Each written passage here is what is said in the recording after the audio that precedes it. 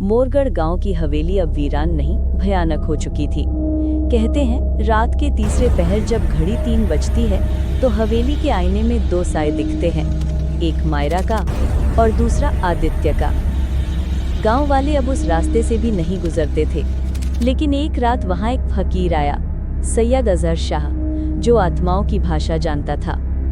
फकीर ने जैसे ही हवेली की चौखट पर कदम रखा, हवा भारी हो गई, दिए अपने आप बुझ गए, दीवारों से फुसफुसाहटें आने लगी। तू भी उसे छुड़ाने आया है, वो अब मेरी है। दरवाजा अपने आप खुला, अंदर वही लाल साटन की चादरें और कोनों में सड़ी गुलाबों की गंध। फकीर ने तस्बीह थामी और धीमे से बोला, बिस्मिल्लाह, जो अल्लाह की मर्जी वही हक। कमरा नंबर 6 में रखा पुराना आईना चमक उठा।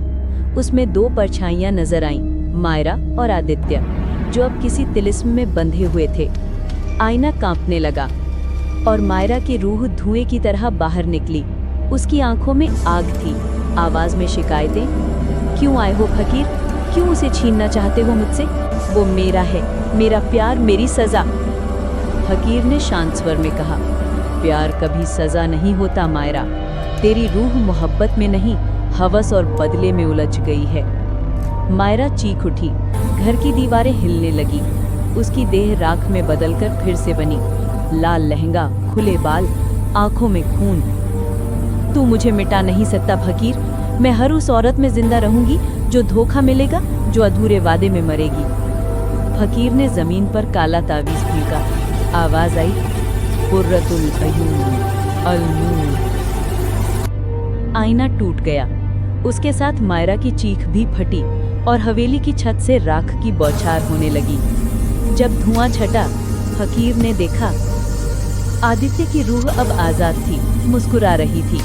मायरा का चेहरा भी अब शांत था, जैसे सदियों बाद उसे नींद मिली हो।